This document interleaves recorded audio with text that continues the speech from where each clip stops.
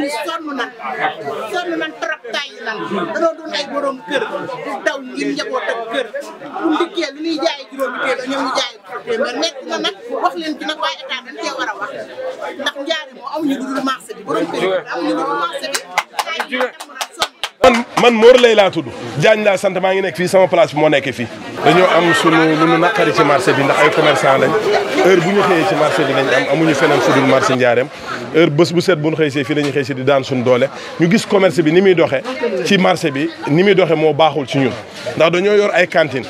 loué ko ñii loué nañ ay cantine ñii ñoo moom cantine ñuy fay normal mairie di fay courant di def lépp lu ay taxes yoo xamante ne état teg nañu ko dañu koy fay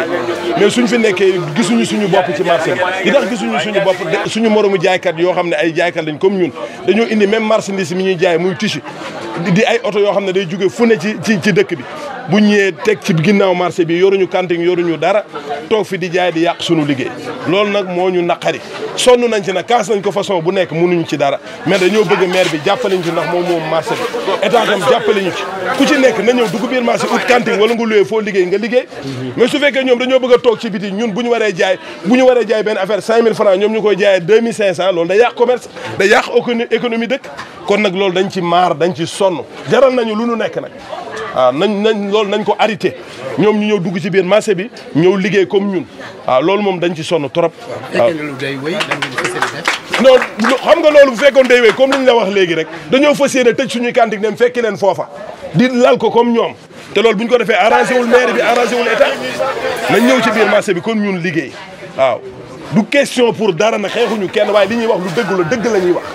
waaw mooy dañu nekk si marché bi di fay ay taxes di fay ay normes suñu jaay benn affaire 5000 francs ñee di ko jaay 3000 francs am na ñoo xam ne sax duñu wax ne ñun ñëpp ay sénégalais mais jëfin bi moo ñu arrangé wul sonn nañ ci nag xam nga buñ bàyyee fay taxe tey ci mairie dina nekk problème ci mairie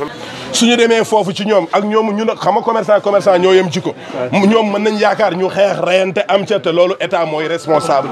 loolu nag état waru ko seetaan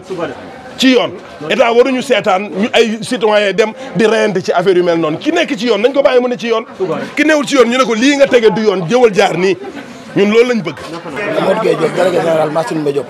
tey problème bi ñu am ci marché bi problème la boo xam ne problème bu yàgg la problème la boo xam ne problème bu yàgg ci marché bi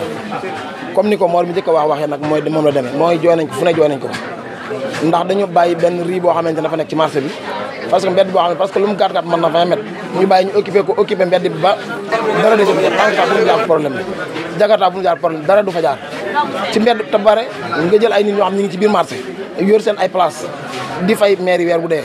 di fay patente annuel leneen ñu di ko fay ba pare yor seen ay frais yor facture Senelec yor leneen ak leneen di fay yor ay emploi di fay yor seen kër nga bàyyi la ñu toog ci biir marché libéré am mbedd boo xam ne fu nit jógee taxaw fa jaay da ngay indi sa oto ubbi jaay lu la neex ñenn ñi ñu di ay base 16 mètres ay base 8 mètres teg lu la neex lan lu la neex teg di jaay dafa gën a yomb nag occupé benn place 2 mètres wala 2 mètres 50 loolu dafa gën a yomb te comme ni ko kii waxee Mor léegi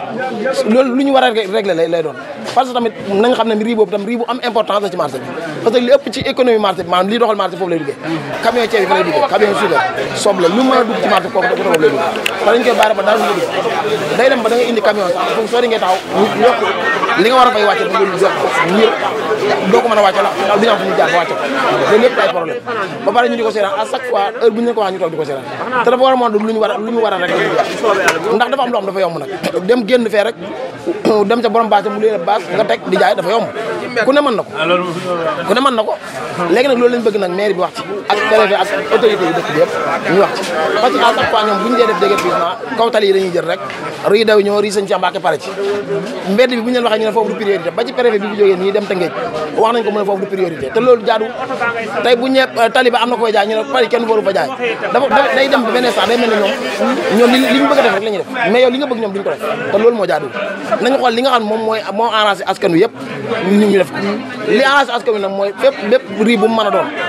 même lu ñu fay toléré tam na doon loo xam du yàq mbedd ma waaye loo xamante ne benn dafi occupé wu complètement kenn du dem kenn du def ñëpp toog di ko seen jëm seen i tam jaaduwut dem ba dara du fa jaar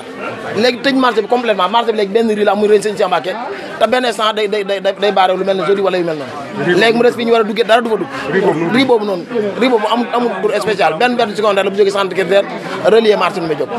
ak beneen boo xam ne mi ngi jógee fee Eaux et Forêts ñëwaat marché yëpp la ñu boole baare ba ci rii bi jógee Kër Docteur yëpp la ñu boole baare dara du dem dara du dikk